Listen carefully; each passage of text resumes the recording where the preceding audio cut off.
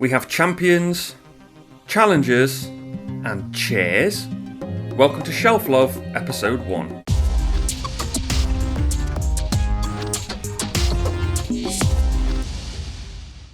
So what is Shelf Love? Well, this is going to be a series where I'm going to play and review all the games I own over the coming months, counting the incomings and outgoings, celebrating the game clubs that I play at, and doing a bit of vlogging and a bit of off-topic stuff, but staying on the topic of board games, obviously. And I've played 3 of my games this month, so let's check them out. First of those is Challengers. So in Challengers, which plays up to 8 players, players are going to have their own deck of cards, and everybody's going to start with the same deck. And they're going to draw some cards from a deck of cards called Deck A. And then players are going to be drawn against a random opponent shown on a card. It'll tell you where you can sit at the table, and you're going to play a one-on-one game against another player. And all you do is one player reveal the top card of their deck, and they gain control of the flag. This is the capture the flag game against an opponent.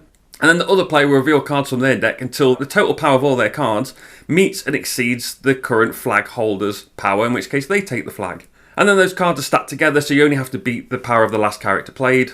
And you go back and forth until either somebody runs out of cards so they can't capture the flag anymore, or when you lose control of the flag, all the cards in that stack will go onto your bench. You have 6 spaces on your bench. If your bench fills up, so you can no longer put any more characters on your bench, and characters with the same name take up 1 bench space, you lose. And this continues. If you've got an 8-player game, you play each other once, you play in 7 rounds. If you've got 4 players, you still play 7 rounds, so you're going to play some people twice, some people once, and you're going to get fans throughout the game. The trophies that you win for winning each game is going to worth the number of fans.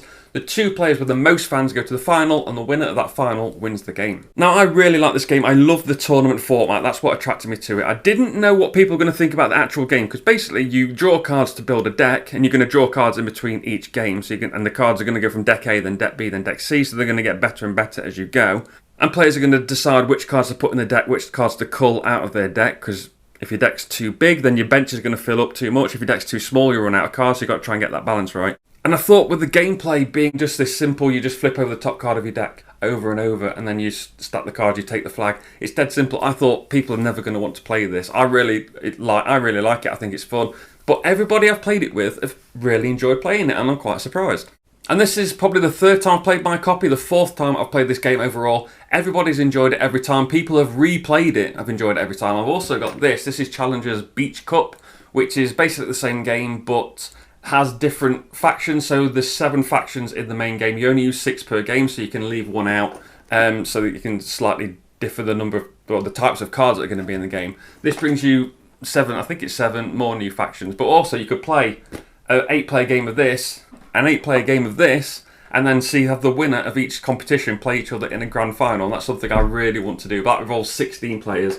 That's going to be quite a lot of effort. But is this staying on the shelf? Yes, it is. And I also played Kariba. In Kariba, you set this little watering hole up on the table, and players have a hand of 5 cards, and they can play any number of cards of one animal to its relevant numbered space around the watering hole. If you play the 3rd animal into the number, you capture all the animals of the next lowest number. So for example, if you play the 3rd number 7 card, you'll capture the next number down. So that might be number 6, it might be 5, it might be 4, etc. Whichever one's further down, you take all those cards and you put them face down in your score pile.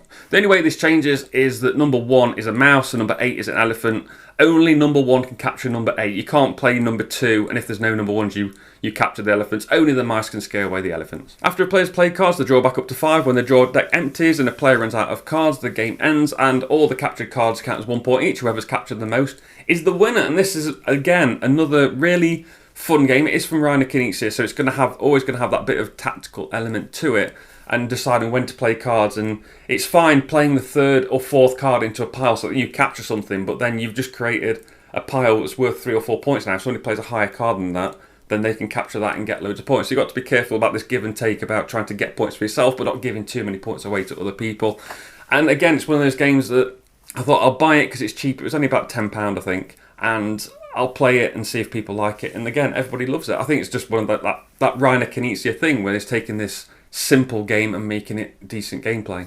And because it's fun and it's tiny, then of course it's going to stay on the shelf. And the final game I want to talk about, I'm going to take the camera, I'm going to point it at the table because it's currently set up to play. It's Marvel Champions. So Marvel Champions is a co-op game. You can see here I've got Rocket Raccoon set up, and I'm playing against Hela. So everybody gets a hero, and each hero comes with their own deck. There's some pre-built decks, but you can also build your own deck. And these decks are made up of cards specifically to the character, and they'll have this symbol in the bottom. So this is obviously Rocket's symbol.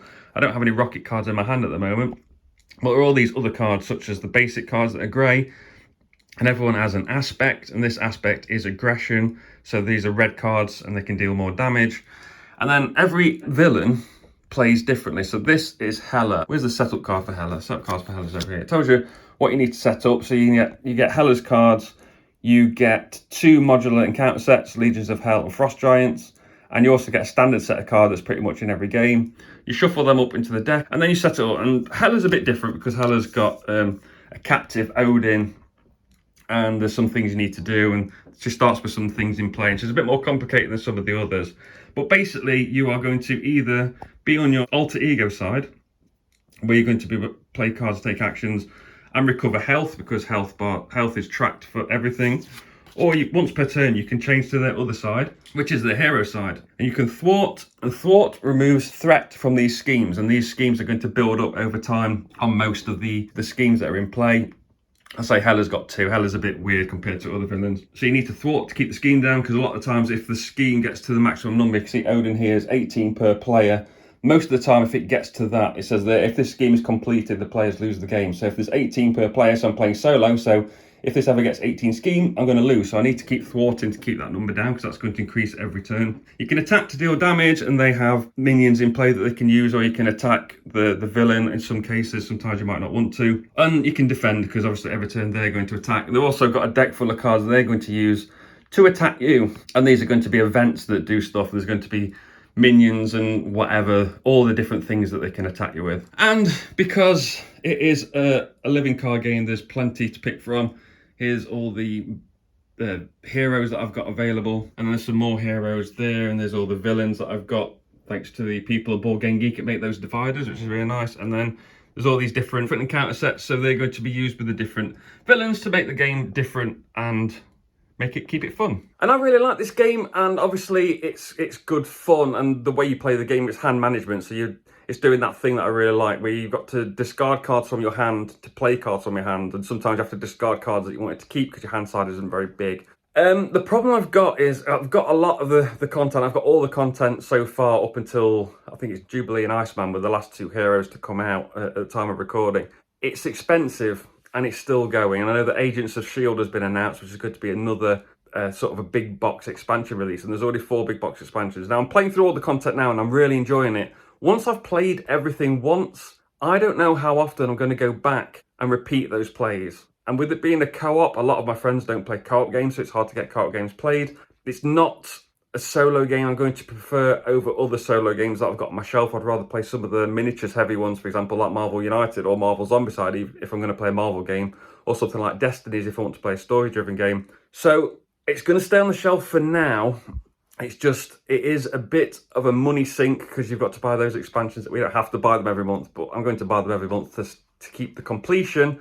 But it's on the edge, and I think the only problem is there's not much value secondhand, especially with this much stuff. With all the stuff, people aren't going to spend hundreds of pounds in one go, maybe. And a lot of people are selling their collections off, so there's a lot of competition in the secondhand market. So I could either just find a cut-off point, maybe Agents of S.H.I.E.L.D. is the cut-off point, and I don't buy anything more after that, and I just leave it, or I sell it, or maybe I slim it down and get rid of some and keep some, so I haven't got 3 boxes full, I've only got 1 box full, maybe. I don't know what to do, but it is a good game. It's not going to want to play a lot. That's the problem I've got. I'll keep you updated on Marvel Champions.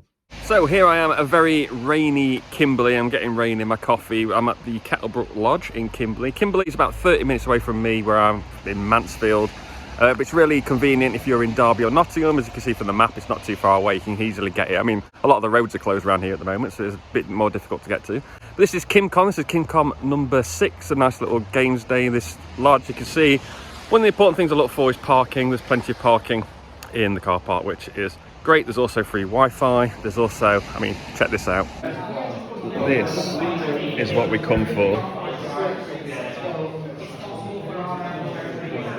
And free tea and coffee to go with those lovely, lovely cakes. So it is £10 entry fee, which is a bit on the steep side, but I think it's the expense for this hall is quite big, and the numbers at the moment aren't huge. They are growing. There's a lot more than there was at Kimcon 1, for example. And this group also meets every, I think it's Tuesday at a pub. I don't do midweek games, so I don't know when that is, but I think they meet at a local pub somewhere in Kimberley for a Tuesday meet-up. So if you're in the area, check that out. So one point about the tables is the tables have got those little metal lips on the end, and they are the worst, some of the worst tables to play on. Because you can't push two together. I mean, they're fine individually if you only need one table, but when you push two together, it's a problem. And also, there's two types of chairs. There's the good type of chair, and then there's this type of chair, and this chair is the most uncomfortable chair I've ever sat in. Everybody is always trying to get away from sitting in them, so they're really uncomfortable. Okay, let's give Kimcon a final score. It's going to be over 4 categories. The first one is financial because I'm tight. So there is a £10 entry fee, which is quite expensive for an all day. I mean, it works out less than £1 an hour, but still, it is quite a lot. But it's not too far away, so travel costs are low. There's free parking, which is good. There's free coffee. I mean, I hope it's free. Now I'm saying it, I kind of hope I haven't been stealing coffee off them for all this time. You could take your own food, which means you don't need to either take cold food or you don't need to order takeout. There's a microwave in the kitchen that you can use. And it's not like when you're playing at a pub and you have to order food at the pub. So that expense is down, which is good. And also they have a couple of raffle draws. So they give away some stuff throughout the day. You get a ticket when you enter. So that's all cool. So I'm giving the financial aspect 3 out of 3.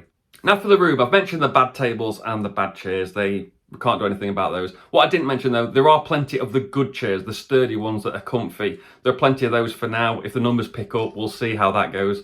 There's also a lot of space in the aisleways. They may need to put rules up later where you need to put, there's a stage at the back of the hall. You may need to have to put your bag on there to clear some aisleways, especially if the numbers increase. You maybe need to get a couple more tables out. There's going to have to be some rules on where you put your bags. Finally, and most importantly, for those of you watching some of the warmer states, I know most of the people watching are from North America. If you're in some of the warmer states, you maybe don't have to think about this, but the temperature of the room is always good, even in winter.